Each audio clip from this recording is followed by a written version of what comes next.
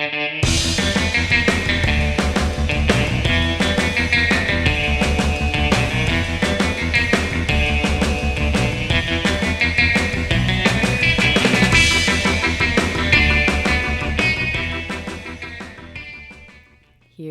we go. Brand new locale.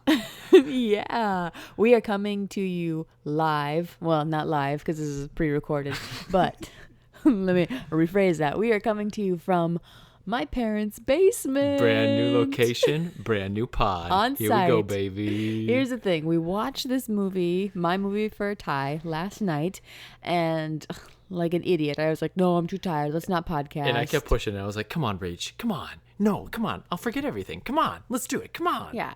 And so we're like, no, we'll do it tomorrow morning. Well, we were going to leave from my parents' house. And of course, we sleep late and nothing gets done. And then we're like 2 hours later than I said I'd be there. So I eventually just pack the stuff. We're going to do it at my parents' house. Yep, so for here sure. we are at night in their basement. So if every now and then we get a little bit quiet, we're sorry because everyone's sleeping. But it'll be a fun one. Oh, Rach. Yes. What the hell is this movie? Oh boy. Well, Ty, I don't know if you remember, but last episode, we referred to this season as the payback season. And God, I'm feeling it right now. Yeah. So just a little treat for you, listeners who didn't get a chance to listen last week. We watched Starship Troopers, Which was grade A classic filmography. That is everyone's, I think, top 30 movies of all time. I feel like everybody should have that movie on that list. Well, and here is my answer to Starship Troopers. I made Ty watch Bridget Jones' Diary. Bridget Jones' Diary. You know what's funny? I didn't remember what movie this was because I've seen Jerry Maguire when I was really little. Oh, yeah. And so part of me thought some of those quotes, like, you had me at hello, I thought that was in this movie. And then it never happened. And then I heard she was British right off the bat. And I was like, oh, I'm thinking of the wrong movie altogether. Movie. I don't know shit about this movie. You don't. But now that you've watched it, Ty. Now I do know shit about this movie. You do. Could you give our audience just a little synop, if you please? Sure. Okay. So Bridget Jones is your average gal in her 30s in England, and she works for a newspaper company. She's like a publishing house. Yeah, a publishing house. Yeah, that's right. And I think you can just assume she's in a 30-year-old life crisis. And so she is trying to find love still. She's trying to figure out who she is as a human being, all these things. She's very lost. And so you get this goofy look at this 30-year-old woman who doesn't know anything about life and is trying to stumble her way to finding love. And Hugh Grant and Colin Firth are both in it, and those are her two primary love interests. And one of them is really good, and one of them is really annoying. And then, and it's like, okay, here's how I'm going to describe this movie in a more simple way without talking about the plot. This is American Pie for 30-year-old women. What? This is a sex comedy for 30-year-old women who are all horned up and who just want to watch a 30-year-old woman try to have farcical moments and trying to find love, and it's goofy sex romance. It is ridiculous. I think this is better than an American Pie for women. It's like American Pie for 30-year-old women. It's wittier than American Pie. A little bit, maybe. Not a lot of it. Yeah, I don't know why I'm defending it. Yeah, I don't know why you are either. It's not terrible, but I'll be honest, ladies, if you haven't watched it, in, I don't know, this last Me Too movement, you should rewatch it because it is cringy. And that's times. what I'm fascinated by is when did this, because I don't have a concept. Yes. When did this movie come out? Because right now it is a horrible movie. Yes. And so if this came out anytime post, here's what I'm going to say. I'm going to throw out a date. If it came out post 2003, they should all be ashamed of themselves. It was very close. It's 2001. Okay. So right See, on and the that cusp. was a tough time. 2001, it was a crazy time. That's specific. What is it in 2003 that you're referring just to that a makes few you years think after that just felt like the right turn where of the century, we we're were starting to get a little more mature. Now we get it. Yep. Yeah. Sexual harassment, bad. We get We're it. finally gonna agree. Sexual harassment's bad in 2003. This is our year. Yep. Oh my gosh. Yeah, interesting. Well, I know I'm in trouble because the first thing that Ty says after we finished watching the movie last night was, Ty, do you want to just say what you said to me last night? I'm coming for you. Yeah, and it wasn't a whisper, too, so it was actually extra threatening. Yeah. I'm coming for you. It's like, oh, here we go. Payback season. Oh, my gosh. Yeah, payback is correct. Well, And, hey, I want to just preface this, too. I like chick flicks. And I like romantic comedies. Like, I'm going through, like, our other movies that we've watched. I loved First Wives Club. I thought P.S. I Love You was pretty dang good. Legally Blonde I wasn't a fan of, but I like Save the Last Dance. There's a lot of movies that we've watched that I really, really enjoy. yes. So when I destroy this movie, I just want everyone to just take a step back and be like, well, Ty does like rom-coms. He does like these kinds of movies. So this was truly horrible. And we can just take that for what it's worth. All right, well, prior to I allow you to destroy this movie, rightfully so or whatever, let's get into a little backstory, shall we? Yeah. This movie was based on, drumroll please. Don't tell me it's based on a book. Of course it was based on a book. Who wrote a stupid book like this? This book is horrible. The writer, Of American Pie, nope. when he turned 30 and became a woman. Helen Fieldings is the author of this. Okay. So this came about because she was working for a newspaper, The Independent, Yep. and she was asked In to England, write in England, yes, and she was asked to write a column for women in their 30s. She was too embarrassed to write something personal about her own life. So what she did is she wrote this anonymous column and kind of made this like elaborate, exaggerated character called Bridget Jones. Very exaggerated. Not at all like any human beings on this planet. Okay, about continue. that. I know a couple of Bridget Joneses. Yeah, I'm sure you do. But at anywho, a lot of this is autobiographical for her. Like what was autobiographical? When she ran out into the snow in her underwear in front of a bunch of people, or when she there's so many ludicrous moments in this movie. Ty, that is what we call movie magic. That is what I don't understand what your problem with those moments are. I could not suspend my disbelief for some of the ludicrousness that was happening in this movie. There were not human beings in this movie, Rach. They weren't humans. Continue. Tell me more of this backstory. Oh my goodness. This is wild. Wild. Anywho, she didn't think it would be a success. She didn't think anyone would read it and that it would be canceled in a few weeks, but it was very popular. Oh. And she was able to turn it into a book. And she turned it into a book, and then we turned it into a movie. So there you have it. How old were you when you saw this movie? That's a great question. And what were your perceptions of it when you saw it? I was in high school. Okay. We'll get into some of it, Yeah. we're gonna talk but about. I want to talk about what you thought when you first saw it, if you can remember. Okay, so what I can say is I didn't think it was bad when I first saw it. I thought Okay. it was a rom-com. I thought it was funny. Uh-huh.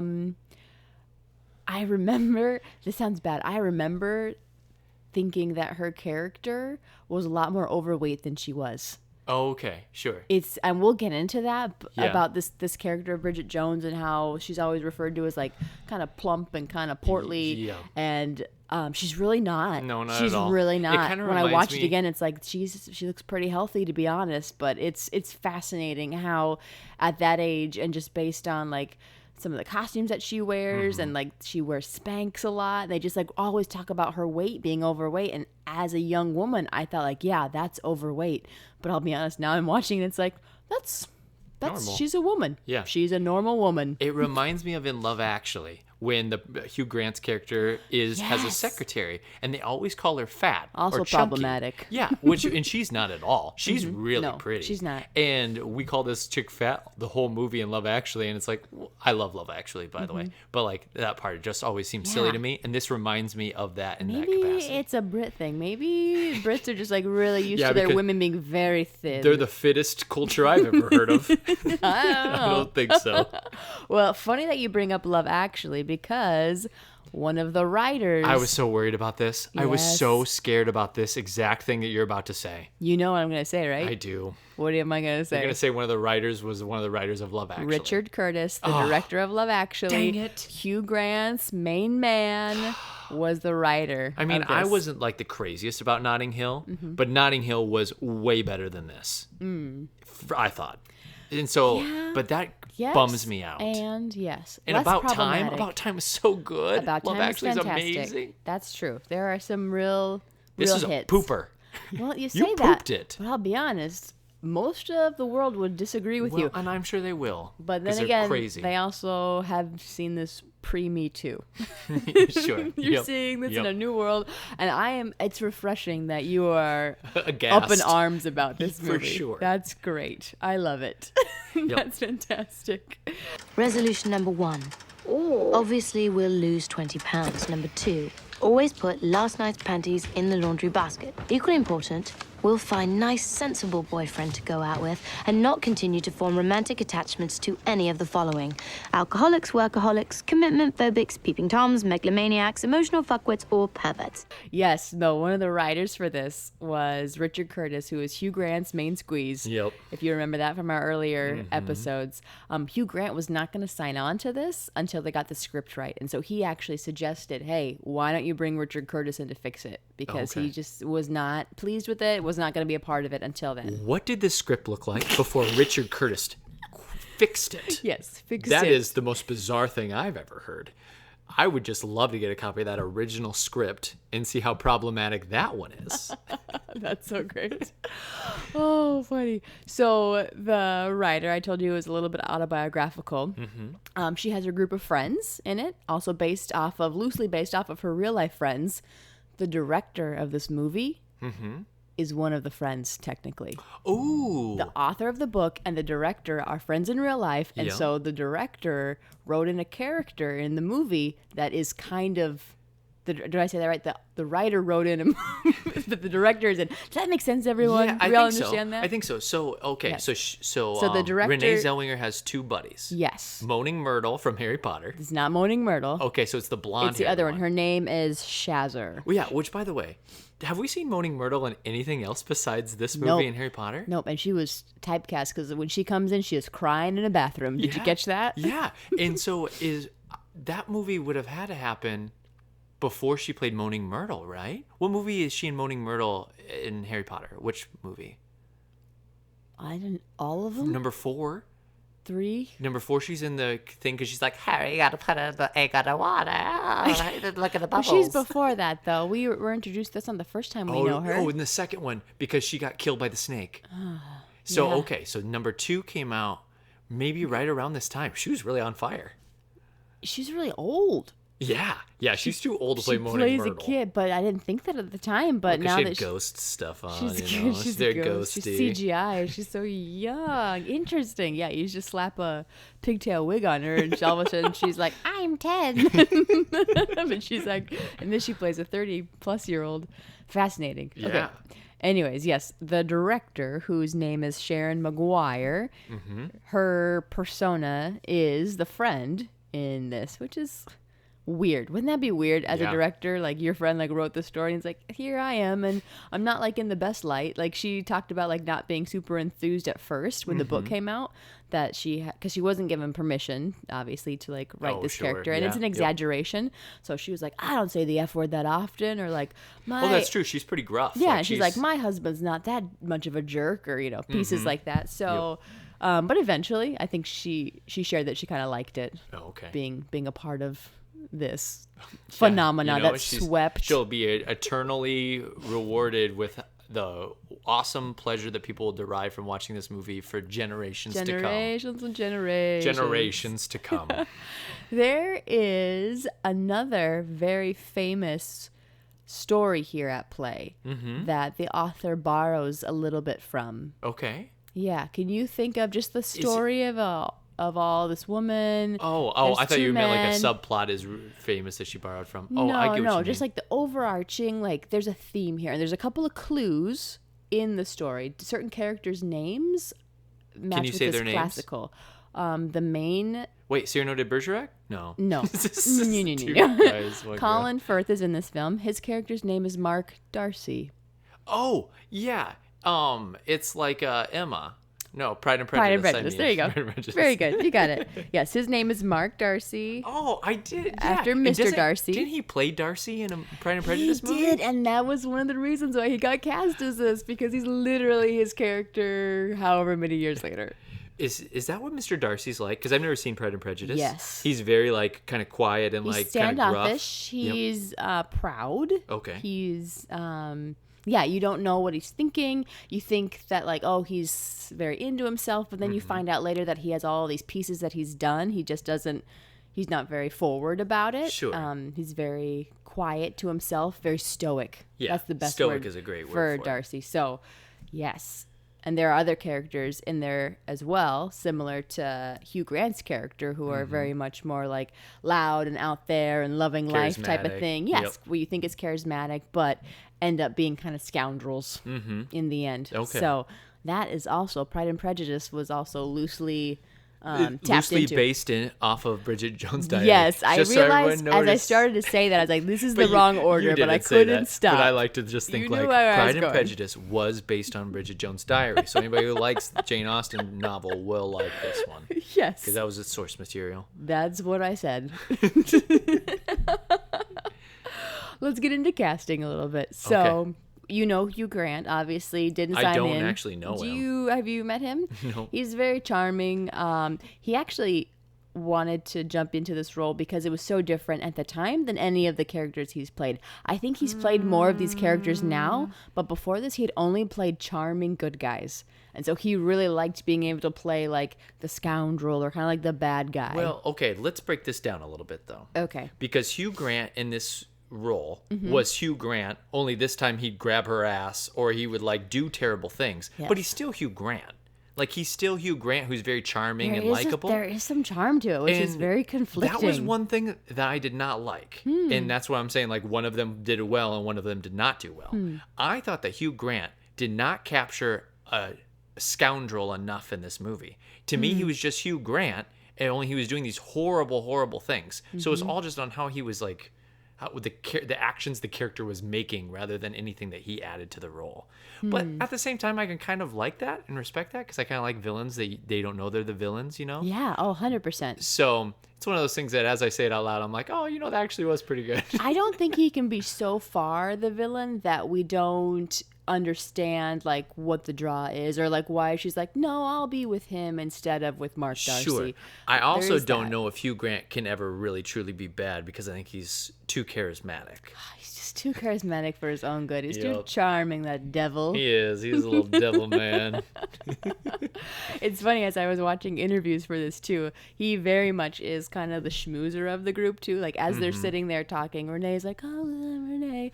And She's making her stupid faces. Sorry, Renee, if you're listening, I apologize. I'm gonna say mean things about your faces all oh, day. fascinating. Yeah, Nope. no, she's not bad. But he is very much like running the show, and Colin Firth like will get like his like quips in every now and then, and like when things are directed towards him, like he'll answer it, but he's also like very kind of like more quiet and like to himself. It's very interesting. Their dynamic as the three of them sit there looks a lot like it does in the movie. Oh, very interesting. Yeah, it is kind of interesting. There was a lot of uproar, as you can imagine, when they ended up casting an American in this film. Yeah. Because Bridget Jones is a beloved fictional character in Britain. And so when people heard that they were going to make a movie of it, they're like, oh, it should be a British actress, obviously. sure. Yes. You want to know a couple of people that they were thinking about? Okay, I do. But I also want to know, and maybe you're going to get into this, where Renee Zellweger was in her career? Yeah, I'll get into that. Sweet. Excellent. Yeah. I just want to make sure. She hadn't done much. Oh, had she done Jerry Maguire yet? Right? Yes, she had done Jerry That was probably Maguire. about That it, was her though. biggest thing. A couple of smaller things before that. She was like You had me at hello. she was. A lot of people think that she was snubbed from award season with that performance. Jerry Maguire? Mm-hmm. Oh, okay. I haven't seen it since I was a kid, so I can't haven't comment either. to you I on can't that. say. But she had a bit part before that in Dazed and Confused. She Okay, was in I don't there. even remember in that. Don't either. And then things like really took off for her after this. Well, she was snubbed in this movie, I can tell you that much. She wasn't. she got up for something. Let's get into it later. Oh my God. I'm going to freak out. I'm going to freak out. My parents are sleeping. I Be know. quiet. I can't help it. I'm sorry, Pat. Now I'm freaking out right now. So I'm not gonna go through. Well, I'll go through a couple of people who are considered. Tell me if you've heard of this person, Cameron Diaz. Oh my God. Can you imagine? That maybe. Oh She'd God. be the worst. She'd be the worst. Maybe. You know what? Maybe it would have been better. No. Because Renee, you messed this role up big time. Are you serious? She sucks. Yes. Oh, interesting. So we're gonna continue. get into that. Cameron Diaz. Okay. Who else? Rachel Weisz. Rachel Weisz would have been excellent. She would have been good. She would have been excellent. She's British. She's British. And she's charming. And you can see, like, she could have the quirkiness. Like, we've seen her in movies like The Lobster where she's really quirky. Yes. So, and she has that quality. Rachel Weisz would have been excellent. What were you thinking? Well, they offered the role to Toni Collette. Okay. But yes. she was on Broadway in The Wild Party at this time. We are having a wild, wild party. I didn't know she sang. I didn't either. I knew she's done Broadway stuff, but I didn't know it was in singing stuff. But I thought it was Wild in Party, plays. that's fascinating. Yeah, that is. I That's wonder a which hard- one, because there's like 2 wild parties within like a year. Sure. Sure. 2001. Yeah. So she was offered it, but declined it because she was on Broadway. And then the other person who came up a lot was Kate Winslet, but they thought that she was too young at the time to play it. She still would have been really good, though. Kate Winslet's awesome in everything. Summers off, listeners. If you haven't been able to figure this out, I have strong opinions about everything. Fascinating. So, how would you have felt about Kate Winslet? Kate would have been great. She would have been great. Yeah. She does a good job of playing, I think, that quirky. She could play an average every girl kind of person. She kind of does that in the movie The Holiday a little bit. Sure, So this yep. would be very similar to that. Yeah. Man, like you really hated Renee in this role because I'll be honest, Hated she her. got a lot of praise for Well, this. they are wrong. From even Brits. Well, Brits, you don't know what you're talking about. I'm trying to think of how I want to do this first. Like, do Okay. you go first? Do you like lambast her, or should I tell you some more things about? Oh, tell me. Just her. tell me things. I'll get into I it. Trust feel me. it. I'll sneak my Renee commentary in easily in this podcast. Don't you stress about it. This feels like a trap. It will happen. Continue, Rach. All right, I will. So, Brits were initially outraged, right, when this woman got cast. She'd done Jerry Maguire, so they had seen that, and she was good in that, per critics.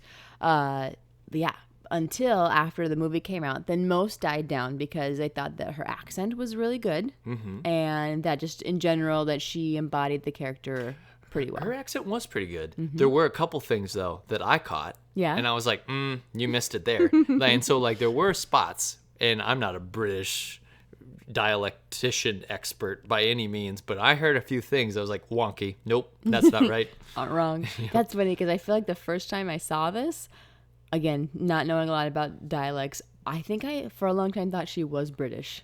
And Yeah. then she would, then she popped up and she did Chicago later. I was like, she's British. Oh, she's got a good American accent. And I did. I like that. That's what you sounded like, huh? That's what I sounded like you in high sounded school. really weird in high school. I did. It took me a long time to learn how to talk normal. She was nominated for an Academy Award No. for Best Actress. No way. In a comedy. No, Yes. wait. They don't have it in the comedy. That's why it was so crazy. What do you mean in a comedy? That's only for Globes. No, I know. She was just because it was a comedy. You're saying It was a so comedy. crazy because that never Oh, happens. sure. People are rarely nominated in comedies. Yeah, well, that rarity should have continued with this movie. So, Hot takes. I'm dying. She didn't win, but she was nominated. yeah, I'm glad she didn't win. That's good. Oh my. So Renee gained. I'm gonna talk about the weight because I have Yeah, to. sure, Right. yeah. Sorry, everyone. I know it's 2020, but we're gonna talk about her weight. She gained 17 pounds for this role, Yeah.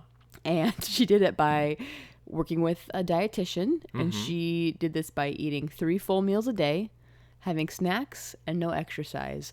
So basically, she did She did- quarantine, Yeah.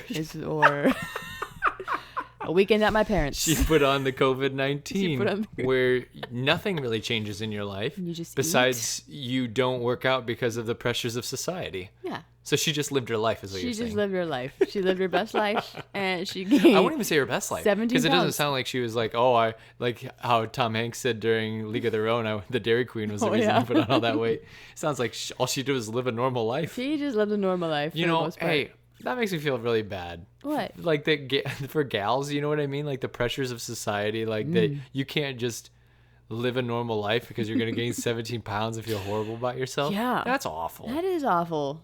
That's horrible. It took her, get this, 7 months to gain the weight.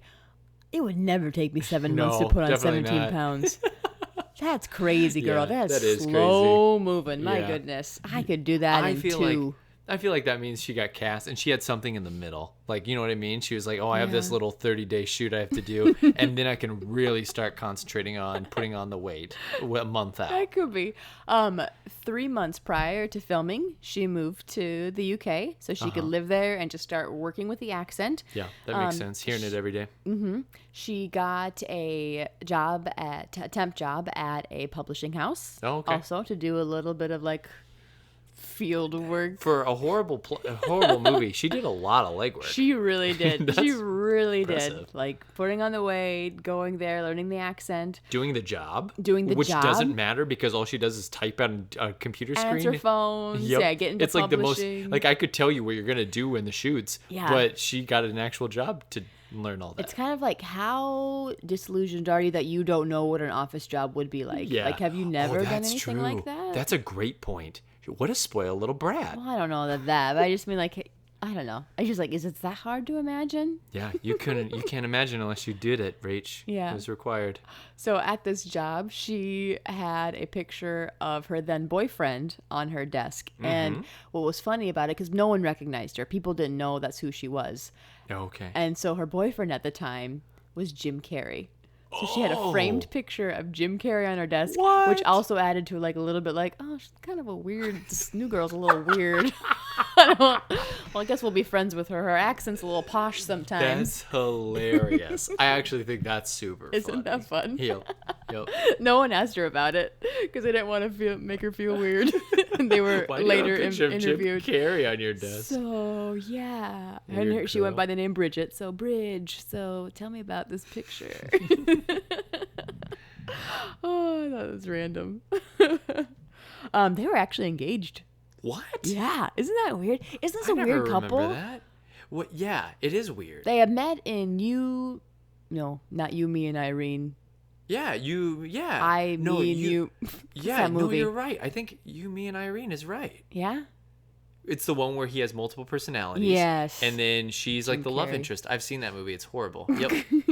Not as bad as this one, but it's close. Yeah. Yeah. Oh my gosh. Goofs. What was I going to tell you about it? Oh, she worked with a dialect coach. She worked with the same dialect coach that Gwyneth Paltrow worked with for Shakespeare in Love. And now that's a good dialect. Yes. Gwyneth Paltrow She's got kills it in I Shakespeare think in Love. so. I think so. Yep. Yeah, and most people would say that she did very well by the dialect. We talked about this a little bit already, but Renee did well. yep. When they first initially started shooting, Hugh Grant was interviewed, and he had said that she went a little posh, especially when she was talking with him, because he is a little bit more posh in his accent. Yep. Yeah, he said at times she sounded like Princess Margaret. Oh, okay. So, gotcha. But after a little while working on it, then she kind of got it sorted out. She did not drop the accent the whole time during filming. Oh, so she's very method, huh? Well, that Yeah, or I kind of gotta also like stay when you in get it. into it, I think it's kind of hard, especially when everyone around you That's is doing true. it. I just keep doing it. That's a good point, Mm-hmm. actually. Yeah. Yeah, he said it was not until the rap party that she finally dropped it, and she had this Started talking to She had this Southern. Texan accent, and he's like, "Who is she?" He was so confused. I just want to thank everybody for letting me come up here in the UK. I didn't know she was Southern or she was from Texas So she did her Oscar speech until this she did her year? Oscar speech when she won Judy this year. Hey, I did not know. speaking I of was like, Judy, what is this? I thought this movie lessened my perspective of her and Judy. How is that possible? Because the faces that she made in Judy that I thought were like really eccentric and weird and fun, and I thought like, oh, this is really cool. She was doing those same faces in this movie, which is dumb. That's and just so her I thought like, face. oh, you didn't do any like cool like eccentric work or whatever. You were just doing your Renee Zellweger stuff. Like, that's just your face. These are hot takes. I know. And I'm trying not to be really mean. Are you? She makes weird faces. She makes does. so many weird faces. I wrote that down like 4 times. Weird faces. Weird faces. I can't get over them. They're just bizarre and like not in an interesting way. Like in a, oh my God, stop. Calm down your face. My buddy, Eric Adams, used to get this note when we were in shows First together. off, in future, you should not say people by their full names. Like, you can just say one Eric name. would be so pumped. He'd be like, "Oh, you're talking about me on the podcast." I know, but let's just future. Let's not do full names. So, okay, Eric Adams. Oh, sorry, I messed it up. Got time. So he would get the note all the time when we were in place together to have like kind of like a weird wispy-ish hair on top. And whenever he'd get stressed out, his hair would start to rise up and he'd start to look like a mad professor. The acting coach would be like, "Eric, you're getting stressed out," because you could just see it in his hair. It was like the electricity was going through it. And so he'd be like, "Eric, you're getting stressed out. Calm down your face. Eric, calm down." And then he would get more stressed and his hair would go up farther and his faces would get crazier. It was bonkers. Major dilemma. If actually do by some terrible chance end up in Fragrante, surely these would be most attractive at crucial moment. However, chances of reaching crucial moment greatly increase by wearing these scary stomach-holding-in panties, very popular with grannies the world over. Tricky. Very tricky. So, okay. You obviously did not enjoy Renee. Did you ever enjoy her? Like, are there any movies that she's been in that you're like, that was good work? Oh, for sure. Like For what? one thing, I thought Judy was good. Yeah? I really She was liked good in Judy. Judy. Only like I said, the faces kind of threw me off now. So I was like, oh gosh, you're doing these faces in this movie. I loved her in Cold Mountain. If you've never seen Cold Mountain, I think she's really good in that. She's like kind of like a spitfire and like really strong personality. Sure. She's She just won Best interesting. Supporting Actress for that. And I think honestly deserved. I thought she was good. I don't really remember Jerry Maguire, but I don't remember having a problem with her in that. I thought she was great in Yumi and Eileen or whatever. No, I'm just kidding. I don't know. Chicago? I'm not a fan of Chicago. Oh, The movie really? Chicago, I like Richard Gere in it, and I like Catherine Zeta-Jones, but I don't really like her, and I don't really like the movie. Okay. Yeah, the movie. This is weird. Whoa, hot take. The movie bores me. Really? Yeah, I know, that's bizarre, right? Oh. I like the musical, and the movie kind of bores me, and Yeah? I can't really put a finger on why, but I just don't like it. That's interesting. Yeah, but I think that Catherine Zeta-Jones and Richard Gere are awesome in it. But I think she's just whatever in that I movie. like that movie, but I don't know how that movie fares with like the theater community. Like, do Sure. most people in theater like think that was a good adaptation, or is everyone like that was terrible? No, I think most theater kids like it. Yeah. Yeah, I think it's pretty beloved for the most part. But I don't know. And we can't deny this fact. That movie won Best Picture, which was ludicrous because Two Towers should have won Best Picture that year. That is the most bizarre I think win of all wasn't time. there something else that year though that really truly should have won and it wasn't that? Yeah, Two Towers. I'll just leave it at that. I think it was that year. Or maybe it was Fellowship of the Ring year. It was one of those two was up against Chicago, and Chicago won, and I threw a fit. Can you just imagine me? That's like one of my favorite movies of all time. I'm like, what? No way! What? I can see it. Yeah. Oh, okay. So before we switch off of talking about Renee, I mean, we'll come back to her a little bit, but Sure. let's talk about accents a little bit. So we got into that again. Most of her co-stars thought that it was very good. Hugh Grant said that her accent was one of the best American coming over and doing a British accent that he's heard. Nice. So take that. Take that. Take that. Yeah. But let's talk about some other movies that have maybe some not so great accent work in it. Do you have like any favorites?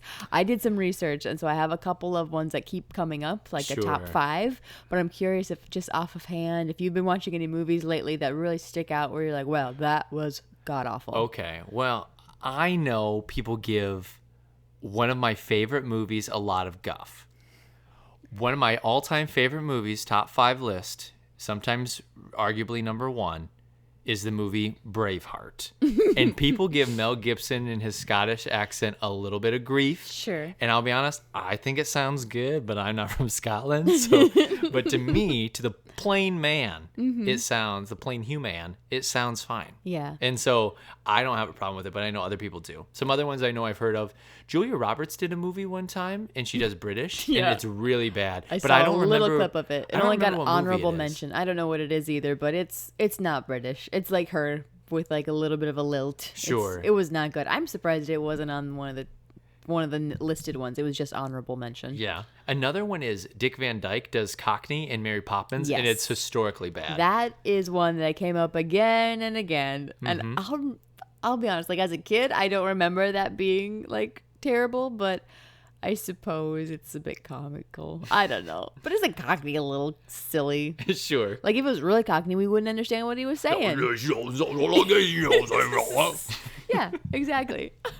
Here are some other ones that have come up across a couple of different boards that I've read. Kevin Costner in Prince of Thieves. That one Robin comes Hood? up. Yes. Is he supposed to be anything? He's supposed to be British. I'll be honest with you. I've seen that movie recently. I know. And that movie's it's bad. It's boring. It Sorry, is my bad. buddy Paul, who loves that movie. That movie's terrible. And I thought he was just American. I Yeah. didn't think he was supposed to be doing British. Oh, he's supposed to be doing British. At times it sneaks in, but most of the time he just forgets about it. Oh my gosh. I'm shocked. I seriously thought like a bunch of British people and this American guy. I thought that was like the concept they were going for. That's his version of a British accent. Yeah. That's so ridiculous. We should probably find a clip of it. Oh my gosh. Another one, Anne Hathaway in the movie One Day. I don't know if I you've don't seen know that. that She does a movie. British accent in that, but she It's drops bad. it a lot. Okay. Gerard Butler in anything that's not Scottish. Yeah. And he's American and his Irish are all bad. Well, yeah, for his American's bad because you just hear the Oh, you Scottish can just hear it. flying in there. You just but can't help it. we watched P.S. I Love You. We did. And I told Season you, 1, shout out. Yeah. Episode 2. Episode 3. 3. I don't remember. I think I said it in the podcast. I was like, his Irish wasn't the worst thing I've ever heard. But obviously, I'm not Irish as well. Colin, Sure. sorry, you probably would be like, oh, no, mate, that's freaking terrible. No, I went. I was You're Scottish. bad. I'm really good at Irish, I promise. Yeah, he did apologize to the people of Ireland after that Oh, yeah, film. that's He was right. like, I just want to apologize for my accent. Yep. I butchered it. That's I know true. I did. So basically him in anything that's not Scottish or 300. I liked it in 300, whatever Yeah, it was. the Greeks, Yeah. Scottish came and fought Yeah, for Greece. speaking of Greeks or Macedonians, I guess, Angelina Ooh. Jolie in the movie, is it Alexander the Great or Alexander. whatever? Yeah, Alexander. Colin Firth keeps his Irish accent, and like everyone else kind of has like whatever their accents are, but she like puts on this like Russian sounding accent. She does do something weird. She And I does. don't know what it is. And so what I got was that she was supposed to be like, because historically, the chick was from Macedonia. She was Yeah. not from another far off country. But I thought they were trying to show that she was like native to the country or whatever. But that was just weird. Yeah. But I didn't know she was actually trying to gather something, like saying Yeah. she's like Slavic or something. I don't know. Most people just said like that was a weird choice. Angelina, bad job. You didn't need that. Yeah, that movie was so bad. I feel like you can forgive a lot though. 2 more here. Cameron Diaz in Gangs of New York. I know you like that movie. I love that movie. Yeah. Have you ever thought about her Irish in that? She drops it a lot. Is she? This is another one. Is she I Irish? forgot she was Irish. She's Irish. She's supposed to be. Whoa. Mm. That's another one that you say she drops it a lot, and I thought she was just supposed to be American. Seriously. Yeah. No, she's supposed to be Irish. Oh, okay. Never mind. And then one of the most agreed upon worst accents of all time. You just watched him in a movie, Bill and Ted's Adventure, Keanu recently. Reeves? Keanu Reeves does a British accent Uh-huh. in Bram Stoker's Dracula. Did I say that right? Bram Stoker's or Yeah. it's the Dracula movie. And I have seen that movie within the last couple years. It is. That's what we'll grab Yeah. a clip from. It is terrible. For sure. It's so bad. And I always thought in that movie, that's another one, I didn't think he was trying to do British. Mm-hmm. I thought he was just doing this weird, like, heightened thing. Like, Yes, it didn't like a matter what country heightened- you're from, you're just, like, upper class. And so he Yeah. was, like, trying to do this weird talking thing where he sounds upper class, but he's just talking weird. I've seen many strange things already. Bloody wolves chasing me through some blue inferno. Yeah, the directors for that said that like he just was such a perfectionist and he wanted to get it and he tried so hard that he just couldn't. You He know, just couldn't get it. There's something to that. So let me tell you about when I took my first dialects course. Okay. We were studying British, and I didn't have a knack for it. I was much better with Southern and with Irish. Those were the 3 that we did. And with British, I couldn't figure out what was going wrong. And I think what it was, I found out later that I was just trying too hard. I was trying to nail every change, and I was doing it so much that sometimes I would get off and I'd start talking a little weird. Your face is going crazy I know, right now. because it just like would get off, and I would just go down this rabbit hole that was not British. It wasn't Cockney. It was this weird amalgamation of a bunch of dialects, and I didn't figure it out until post college. Like, oh, I need to just relax, just calm down, and it's a lot easier than you think. Yeah, I think sometimes what I find with accents is like the more mush mouth you get, or the more like little bit like softer, like mumbled, the better it sounds. I think that works for me. We're doing Southern right now in Hutton Roof. And someone talking with Southern, you got a mile at all. See, that sounded amazing to me. I thought that sounded so good. I was like, yeah, I hear you. I love it when we watched a video version of Cat on a Hutton Roof, and the two of the main characters are talking to each other, Brick and Big Daddy, and you can't understand a damn word they're saying. They're like, yeah, Brick, what are you saying over here? No, I know that. I don't know what I'm going to say right now. Like, what? Wait, what are you guys saying to each Were there other? vowels in there? I'm not No, sure. there's just vowels. Oh. You don't do consonants. That's awesome. Oh, anything else you want to say about Renee before we switch gears? I mean, I have a lot of things to say. I have a section of the format that's called problematic. Oh, perfect. Would you like this to will be insert perfect and problematic. In problematic section. Okay, we're not there yet though. Okay. Let's talk about that fight scene. Let's talk about the fight scene. talk about the there's fight a scene. great fight scene. Let's set it up a little bit. So the 2 love interests, Hugh Grant and Colin Firth, are pretty much had it with each other. There's history. There's bad blood there. They used to be best friends. Which, by the way, that spoiler chain thing that happens at the end, the twist, was the most obvious twist I've ever seen in my life. Like right when he tells the story, it's like, oh, that's a freaking lie right there. Like there's no way that's how the movie goes. And then you know how the movie's gonna end. So I was like kind of bored. Like, yeah. So you took out any semblance of a surprise. Basically, Hugh Grant tells Renee Zellweger's character a lie about his former friendship, and he kind of makes it sound like Colin Firth's character was kind of a jerk and like stole his fiance or his girlfriend at the time and kind of like cheated on him, and that's why they're no longer friends. And then later you find out that no, it was really Hugh Grant, the jerk. It surprise, was the surprise. most obvious twist I've ever seen in my life. I was like, oh my God. We're really going to pretend like we're hiding this fact? Oh, well. Lame-o. Yeah. So anyways, the guys have had it with each other. They go out into the street and in front of a Greek restaurant, and they start a fight. Yes. Now, tell me about it. The fight starts off really fun, and it was one of my favorite parts about the movie is at the beginning. So in the beginning, they're in the streets, and there's like cheap shots happening. There's some weird like kicks and things that are happening that are really funny, and it really felt like 2 grown men fighting each other, and I really enjoyed that. And then it fell off the rails because it got too slapsticky and too physically humorous, like crashing through the windows of the restaurants. And somebody brings out a cake, but we can't break the cake. And then right when the cake gets blown out, the candles, now they're at it again. It was just like, oh my God. Too much. Now this went to farce land, and I'm not into this. But the beginning was stupendous. So the fight was not choreographed at all. They actually said that no, we don't want any stunt people, we don't want any choreographers here because then it's going to look too Hollywood. We just want to just go in there and improv it like 2 overgrown Englishmen who don't know how to fight. You know what's interesting? The first punch by Colin Firth to Hugh Grant's face, though, there was distance, and I could tell. Yeah, it was sloppy. You could see it too. Yep. The other ones were all fine. Yeah. But the first one, I was like, ooh, if you had a trained combatant, that would have been better. Right. So that actually makes a lot of sense. But it's funny they use it like all of like they like kind of like kick at each other and like knowing that and watching it, boy, it just made that even more fun to watch. Just like these two overgrown men just not really knowing how to, neither of them have ever been in a fight before. So they for just sure. like kind of like kicked and like wrestled and like pulled hair and like pushed each other's faces. So Yep. I thought it was very enjoyable. In the sequel to this, Oh God, I forgot there's a sequel to this movie. It's a trilogy, baby. No. It's a no. trilogy. They made 3 of these stupid movies? 3. 1, 2, 3. Count 'em. Gross. Why? What other stories do you have to tell? I mean, I could tell you. Have you seen them? I've seen the sequel. I have not seen the third one. Okay. The sequel is called Bridget Jones: The Edge of Reason. The whole cast is back. The main 3 are all back. Oh, good in for it. them. Again, similar love triangle stuff happens.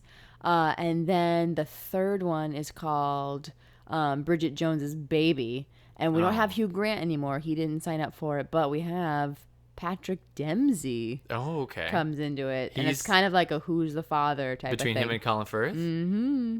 Well, okay. Fascinating, right? No, not fascinating. Fascinating. I bet you can't wait to watch it. No, I can't. In fact, I would rather watch RoboCop 2 and 3 than watch You bite your tongue. Bridget Jones' Diary You 2 bite and 3. it. I would. I literally would. For one thing, I've already seen 2. It would just be like revisiting an old friend. Oh, he says such hurtful things. I'm trying to think. I would see Karate Kid 2 and 3 again. I would see Teenage Mutant Ninja Turtles 2 and 3. There's a lot of 2 and 3s I would rather see that most people would say are terrible movies than Bridget Jones' Diary 2 and 3. What's funny is that critically wise, so this one did pretty decent. I won't tell you what, but it Sure. did pretty decent. Number 2 did what most sequels do and tanked. It's like a 27%. Okay. But then number 3, Bridget Jones's Baby, is back up to like a 78%. What?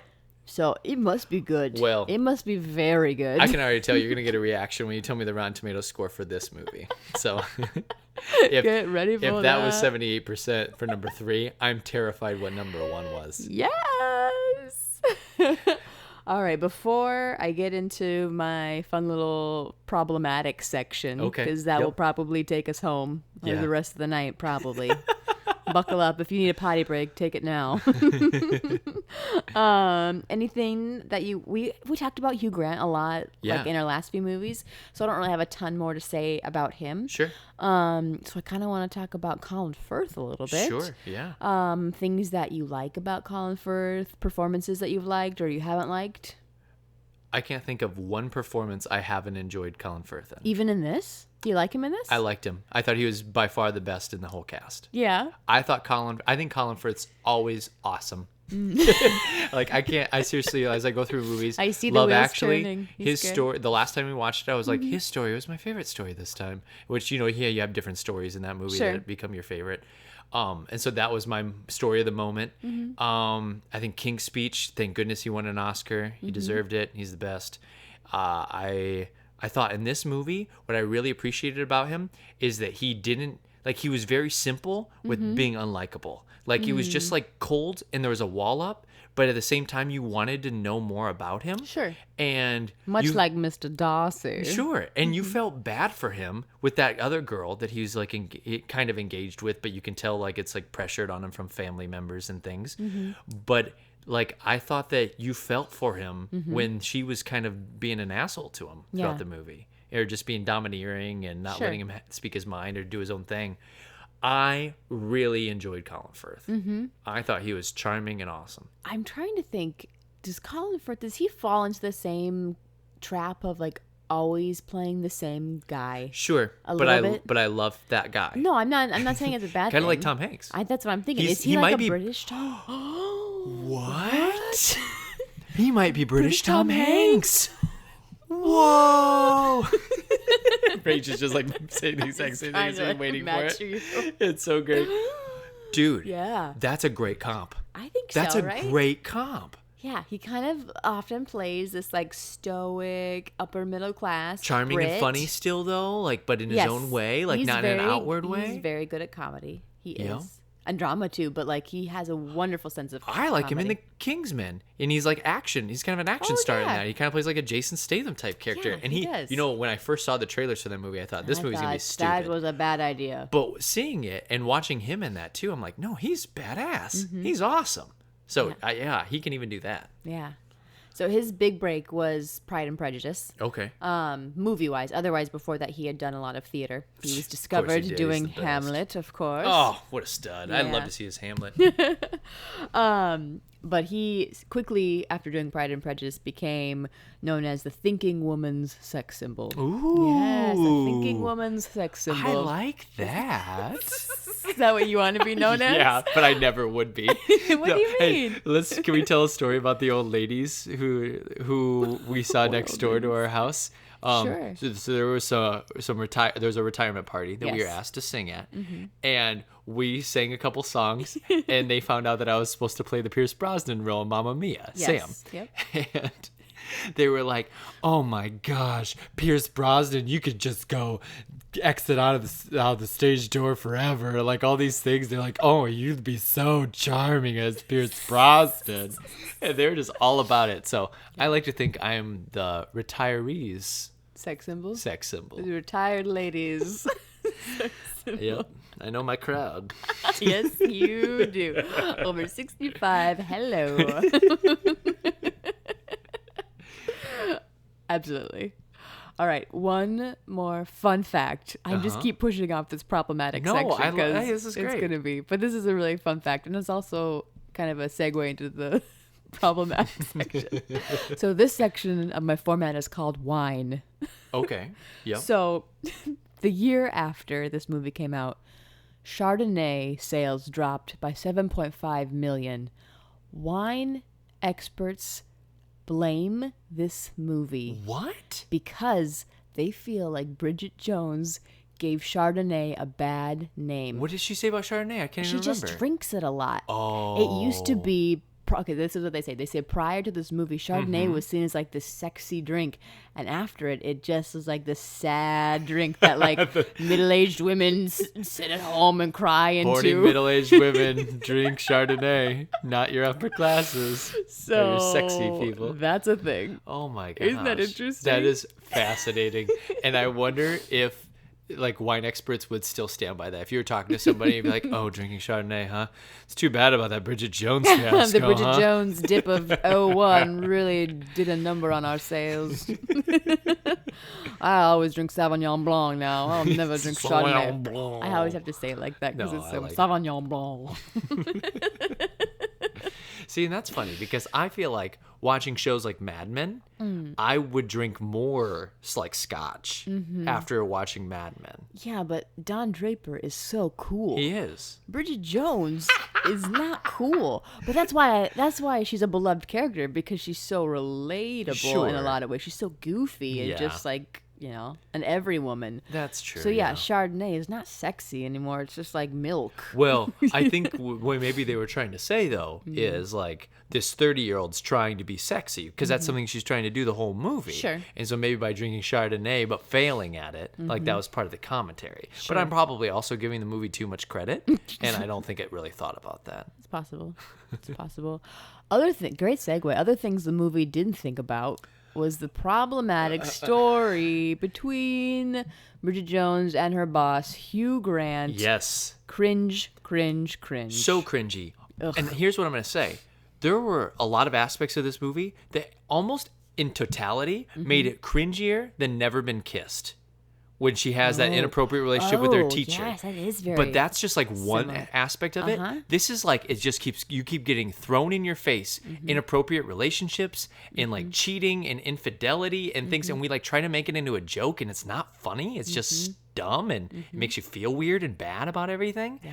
And so this movie is just built on not just men, like objectifying women. It's also built on women like not being good partners to men too. Like it's everybody's horrible to each other. Yeah. This is, if you want me to get into it right now, the problem with this movie we're is ready. nobody is likable except for Colin Firth, and that you can't root for anybody. And so my buddy who watched Can't Hardly Wait, he said that he didn't find anybody likable. And I was like, Preston's so likable. And Well, not real life Preston. not He's real a life jerk. Preston, he's a dick. He But smells. Jennifer Love Hewitt's likable. Like, I think the friend is likable in that movie. There's several likable people in that movie. In this movie, I found myself actively despising almost every person besides like her dad, who's a sweet character, who plays what's his name, Ziegler from Moulin Rouge, and then he is in Harry Potter. Yep.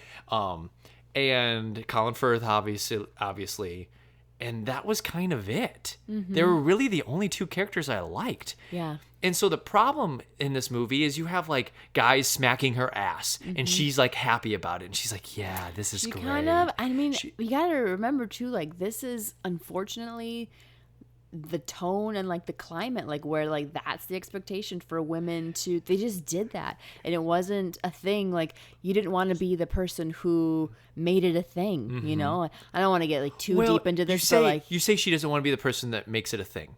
But she is actively like, and I'm trying to choose my words carefully and not say like she was asking for it, like the douchebag she does. say. But she heavily flirts back with her boss. She and, like, was actively pursuing him, and then she takes all of these things as victories. When he looks at her chest, when he smacks her on the ass, like all these things are little victories to her when they're sending inappropriate emails back and forth during the workday. They're all things that she takes a ton of pleasure and positivity in. That it just makes it so I hated her. Yeah. I'm like, you're an idiot. And she's already kind of an idiot to begin with like how she like spills stuff, and she's so clumsy, and she tries to look cool, but she's not. And so when she does these horrible acts on top of that, I'm like, well, what's there to like about you? I could, if you were a great person, but you were just kind of clumsy and nerdy and silly, kind of like Anne Hathaway and like Princess Diaries, you know what I mean? Like if you're just going to be like a goofball. Call her by her name. It's Mia Thermopolis. But if you're going to be a goofball, I can get on board with you. I love goofballs. I'm married to one right now. A sexy goofball. A sexy exterior with a goofball center. And it's awesome. I'll take it. And but she just does so many unlikable things that I can't root for her. I can't possibly get on board with this character. Yeah. I wrote in my notes too as I was watching this movie, I wrote, is this charming? Is this like as a movie, is this supposed to be charming? And you know I don't what? feel it. I'm gonna say this because I haven't seen this movie until right now. Yeah.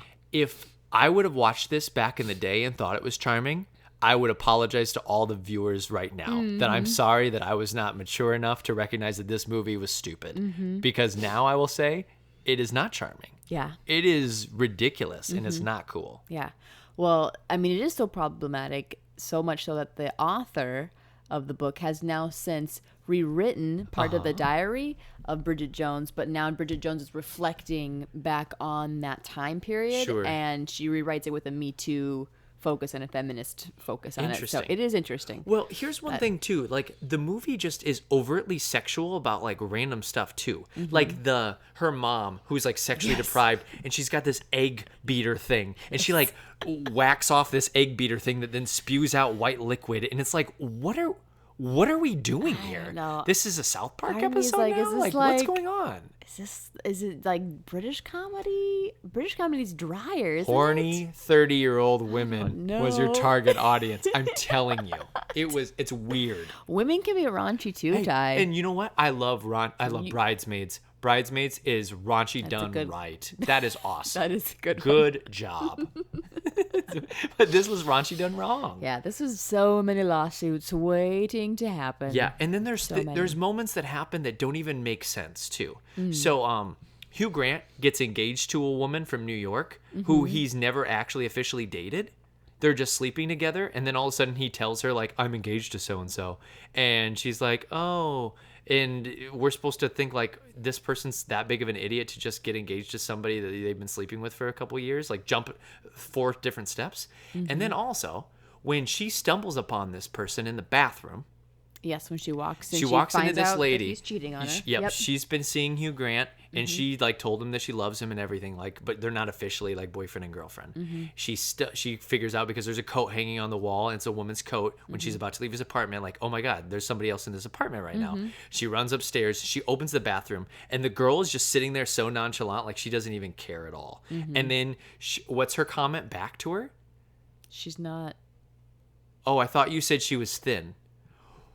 What human being on the planet who is having sex with a man who's in a relationship with another person, the girl stumbles upon her. Not only is she like, oh God, hey, I'm sorry, or like hiding underneath the shower curtain or something, or like feeling shameful about anything. Okay, she's brash enough to just sit there proudly like, yeah, it's me, whatever. Glad you stumbled upon me, you asshole. But then she goes, oh, I thought you said she was thin. So you make fun of the girl? Yeah. What? Not very believable, for That, sure. That's not a human being. Also, a segue to another problematic piece.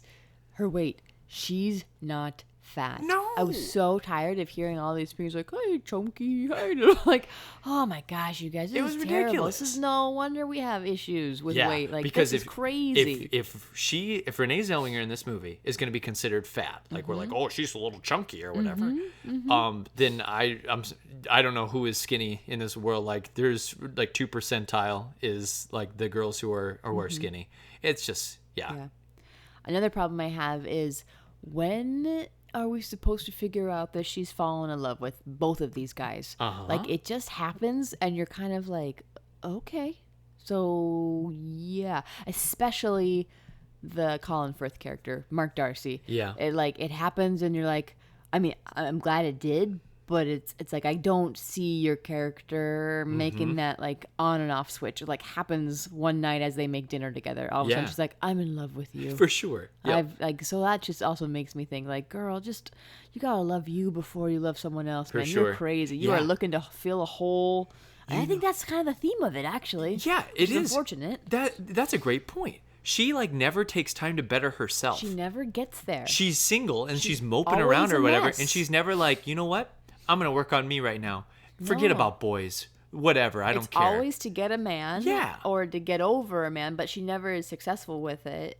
Yeah, it never like lets her come to as a whole on her own, which is problematic. For sure.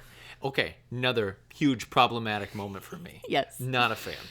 So her sex-deprived mom, who is beating off egg beaters, she leaves her dad. Yes, She leaves just her. she leaves her dad for this guy who runs this home shopping network.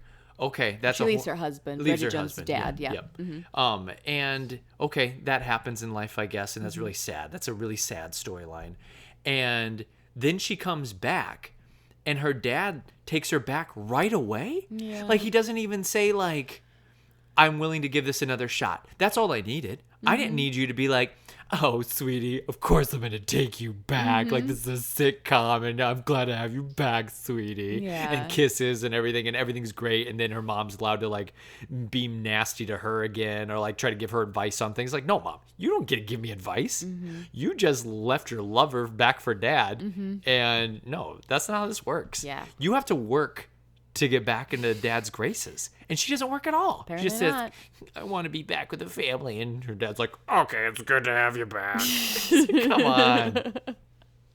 Yeah, it is, again, one of those like side stories. It's like, I don't know that we needed that. I don't think it really added much to what was going on, but you know, maybe it is a distraction at that. Yeah.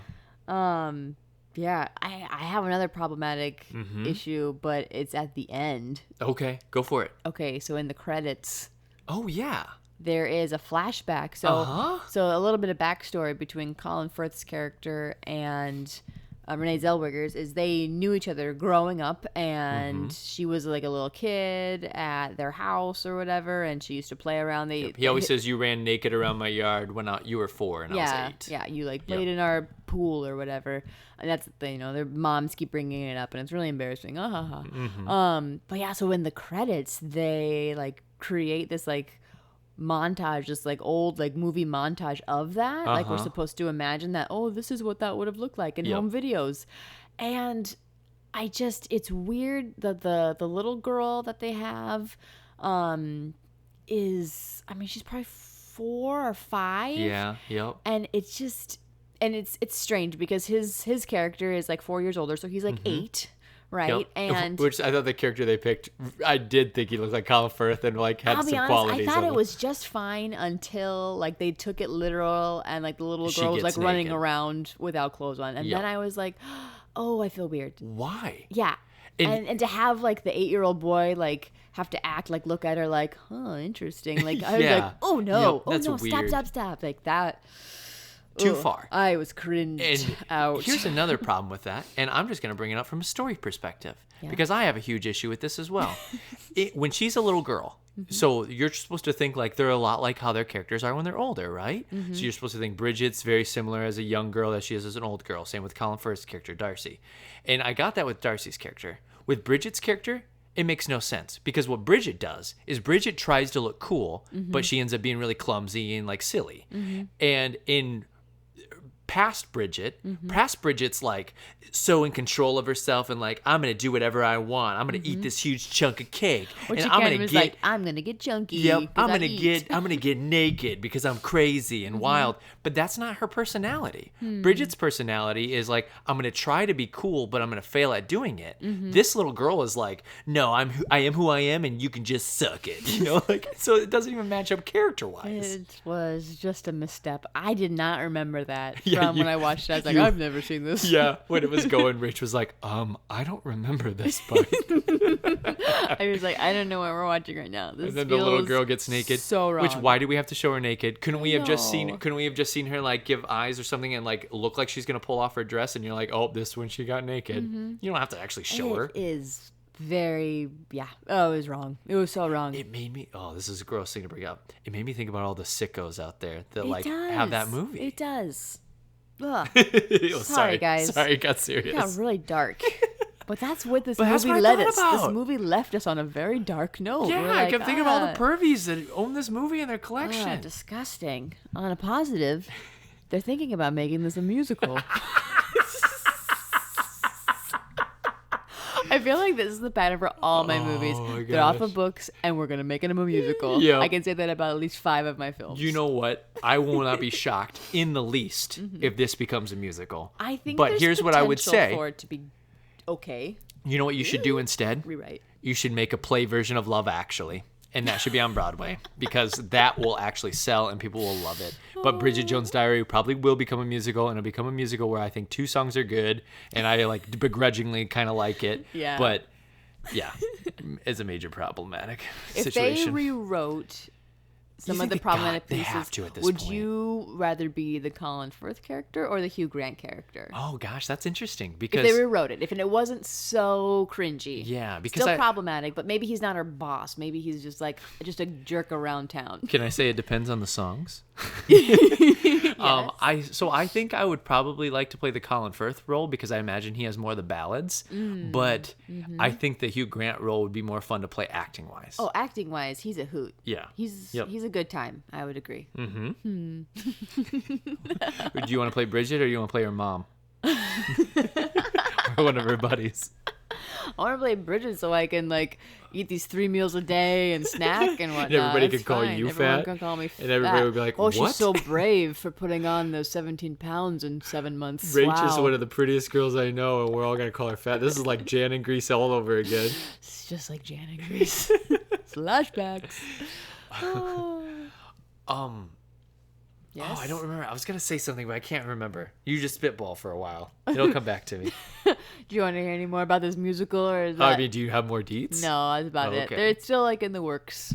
One of the musical producers is one of the guys who helped with Billy Elliot. So you know. Oh, okay. I figured might- it would be like Legally Blonde crew and like the Yes, same for group sure, for that. for as sure. that.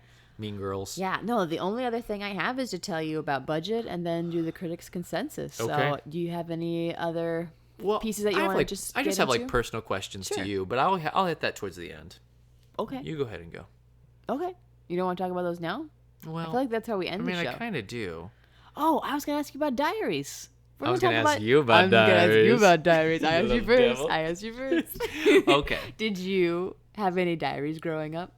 I would. So diaries are always like a short-term thing for me. I can never do them with any consistency. Oh, agreed. Because for one thing, they take a long time to write a diary entry. Yeah. Like when you're really getting everything off your mind, you have to commit like a half hour. And a lot of times I'd be like, oh, I'll just write tomorrow. And then you like try to think about it and you're like, well, I don't even remember what I was going to write about, but I feel like it was really important yesterday. And so I feel like you have to be very regimented to keep a successful diary. And I never have been. It's always been like in this short period, middle school. Oh, I have a crush on Molly Frank and Brittany Likes. Oh my gosh, you're using full names again. Well, they knew I had Ty. crushes on it. This is not a shock. This is crazy. Hey, those girls should know I had crushes on it back in the day in middle I can't school. believe it. And so I'd be like, oh, it's so-and-so, I have a crush on you. And then I like detail all my thoughts, like, today in class, so-and-so grabbed my homework and wrote their name on it. You sounded weird in middle I school know. too. I was going through puberty. It was weird. So, yeah, that it would just be like circumstantial, you know. Yeah. That's all it was. And then, yeah, I would say never with any consistency. What about you? Similar. Had one in elementary school that I was more consistent with, at least for a year or so. I think I had it in 4th and 5th grade. Oh, yeah. It took forever though, because I like to make sure that all of my entries had like a little drawing at the bottom to really show like what I was talking about, as if it wasn't more specific. Yeah, those are fun to look back through. They really are. Except for the middle school one. That was weird. I don't like reading my middle school one because it just like gives you like a little peek into your brain and you're like, who are you? Who is this girl? I don't know you. One of the things they asked all of the cast about, like, have you guys had kept diaries before? And Renee Zellweger kept one during this process, or right before it. And then when they More research. Wow, look at her again, go. yes, when they were she in the deserved that filming, Oscar nom. you know, No, she didn't. It's a joke. Debatable. But Colin Firth said something really interesting. He talked about diaries kind of being like restrictive in the fact that like they kind of hold you to who you were at that point, and you can't really change, or you don't feel like you can like fluidly change. Interesting. Yeah, and a part of me, you're always like trapped, like back when you read back through that, you can't like reinvent yourself or reinvent like what your past was, because it's like, oh nope, here it is, it was right here. And a part of me is like, that is true, because that is true. Sometimes there were diary entries that I wrote, and I was like, gosh, you're just a little brat. Like, You're an idiot. What a dumb entry. I hate this entry. Yeah, I mean, mine were almost all just exclusively about having crushes on people. So like, Just a little crush book. yeah, crush book. That's what I should have named it. Another entry in the crush book, and then I wouldn't even have to be consistent. I could have just came back to it whenever I wanted. It felt Hey, right. new crush, Jessica Combs. I'm just gonna start naming more people. Can't believe you're naming all these people by name. Well, they Ty. should just know I had crushes on them. Oh, you're crazy. Yeah. Hey, Hey. I have a story. Okay. And I want to apologize. I'm not going to say the recipient's name on air. Oh, you're going to honor this person? yeah, Johnson? I'll honor this person because I slighted them. And Okay. They probably don't know about it. Oh, okay. Oh, gosh. So, Okay. I had an ex-girlfriend in high school. Okay. I knew she kept a diary. Oh. And when she was out of town, she had me take care of her dog. Mm-hmm. Her dog was the sweetest. Just the sweetest little thing. I loved him so much. And Too many details. Yeah, I probably loved him more than her. But so I knew she had this journal. They were going to be out of town for a couple days. Yeah. So I had time. Yo. We were just talking about how when you babysit your boyfriend or girlfriend and you like go into their room to like snoop around and look at their CDs and stuff. So what I did was I went in there and I found the diary Oh, dear. and I read it. Oh, dear. Did And you find anything good in it? No, not really, because she had kind of stopped doing it like right before we got together. And so Sure. like I was like, oh. Or when there were entries, it would just be like, hung out with Ty today, and then just like normal stuff. And I was like, oh. So I like basically it was a Boring. huge fail. Yeah. And it made me feel really guilty. I never told her about it till right now when she hears this on the podcast. Oh, She my doesn't listen. gosh. But Oh, my gosh. yeah, it was just I betrayed probably a human right that you should never read another person's diary. Agreed. But I took good care of that dog, though. So that's how I rest easy. I put my head on that pillow, knowing I did a great job with the dog. So there's that story. There's that story. Oh. I mean, I think the only person who ever read my diary was Tori, and she knew. I was wondering if you were going to tell the story. Well, yeah, because I told the story at her wedding, so it's not like a Oh, big that's deal. true. I forgot about that. I had an entry in there that made fun of her a little bit, and she, rightfully so, did not like it and did not like my pictorial drawing. Yeah, at you the drew a bottom drawing of this one. I always draw drawings. And she kept erasing it, and so I had to keep re-entering it into my journal. And didn't she like replace her name with your name? Oh yeah, like to pretend that you did it. Yep. So I won't share this story because it's one of those ones you had to be at her wedding to hear it. But yeah, it was a good time. I think it went over well. Cool. So you haven't really told me your thoughts on this movie besides the problematic part. Well, here, give me the score, and then let's talk about it. Yeah, and okay. give our personal reviews, and I'll give you a score. All right, too. let me give you budget first. Yeah, the budget was $25 million. Mm-hmm. This has made $281 million. What? Huge box office success. What? $281 million? That's what I said. Starship Troopers cost $120 million and just barely broke even. And this would have been a hit for that budget had it done well, but that movie sucked. I'm flabbergasted, angry, disappointed. I have a lot of emotions coursing through my veins right now. What? So I'm gonna take in my brain, take the problematic piece out. What I liked about this movie, especially the first time that I saw it, is it was just different from other rom-coms. Okay. It painted the heroine. It was nice to have a female lead. It was nice to have a female lead, and it was nice to have somebody who wasn't perfect and pristine. She this is the first time, I'm gonna put air quotes on this, that we've had a heroine that was overweight or real or wore Spanx. Yeah. All of the women in our rom-coms are Julia Roberts, or they're just they're perfect specimens. And so it's usually the guys who are funny. Yeah. There's truth to that. So there was that. I also the crudeness coming from women is kind of fun. You don't, at this point, I know there was more before this, obviously. This is not the first time that this came about, but it's one of the first times I can remember watching a movie it's kind of like an early Bridesmaids a little bit in that respect. It's a really bad version, I suppose. So yeah, I think so. Those were some of the pieces that I did like about it when I saw it, and also, I mean, the looseness on Pride and Prejudice, that. It's that very theme. loose, though. It is, but the love triangle, Sure. that is, and having this character, this again flawed character, be the desire of two men who are, by most standards, good catches, as far as we can tell. Yeah. Yeah, so there was something kind of empowering about that. Okay. Empowering, but still at the same time, but so problematic.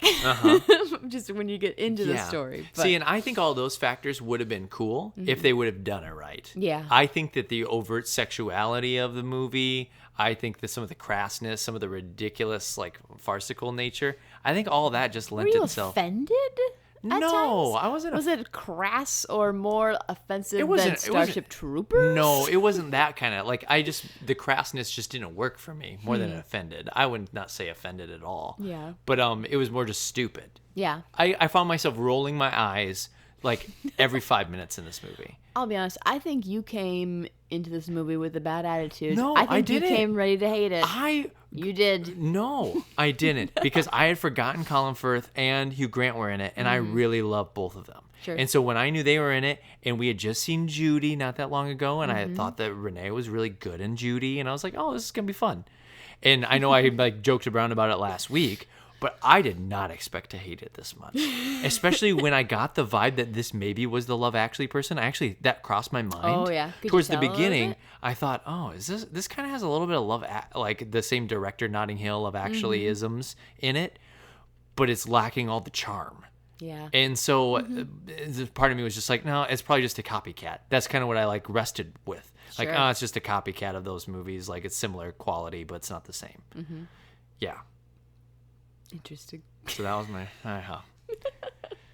Well, Rotten Tomatoes score. Oh God. Do you want to guess? Well, what'd you say the third one got? 78. I'm gonna say this one got an 86%. It's not that high, but Oh, it is good. the 80s. It's 80% Oh, for Rotten Tomatoes, 81% from an audience. Yep. Give me the consensus. The consensus, critic consensus says, though there was a controversy over the choice of casting, Zellweger's Bridget Jones is a sympathetic, likable, funny character, giving this romantic comedy a lot of charm. See, and I would say the movie was charmless. I didn't see the charm. Yeah. I thought it missed the mark on the charm. I thought, because nobody's likable, why do I care?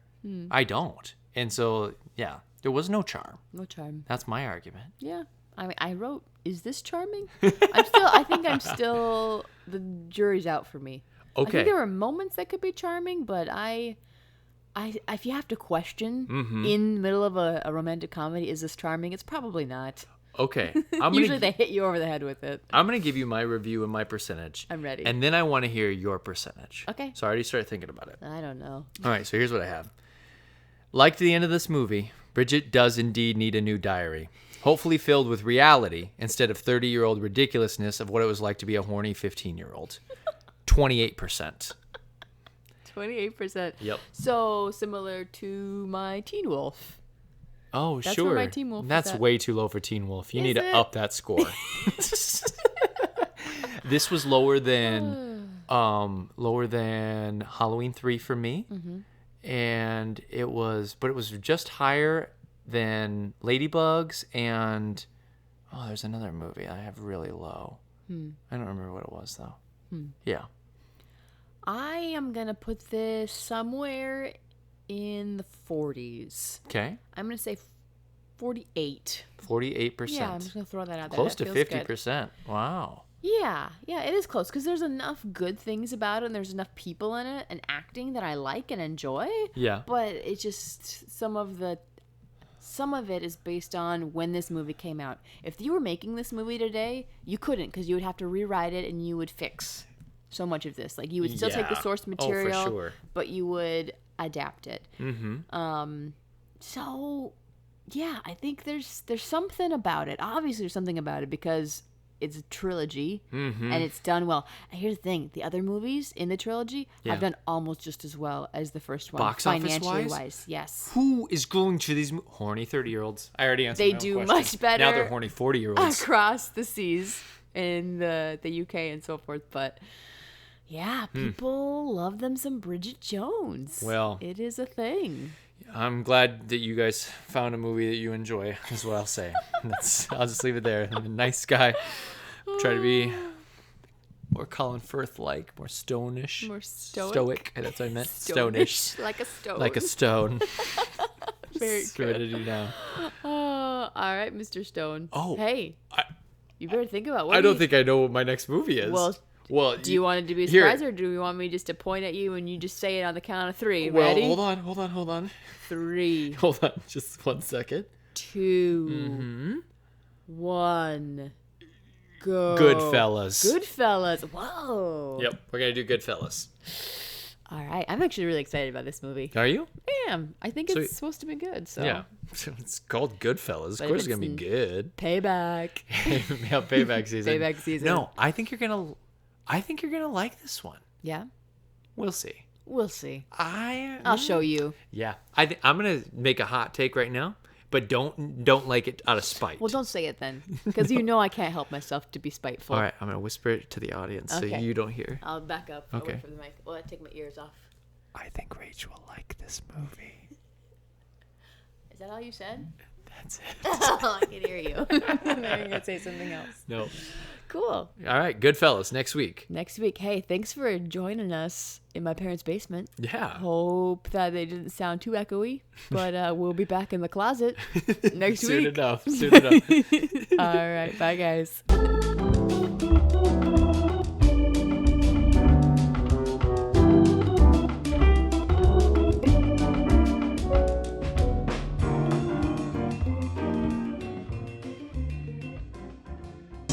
All right, ladies and gents, comical poem suitable for the occasion, extemporized and thought up before your very eyes. All right, here we go.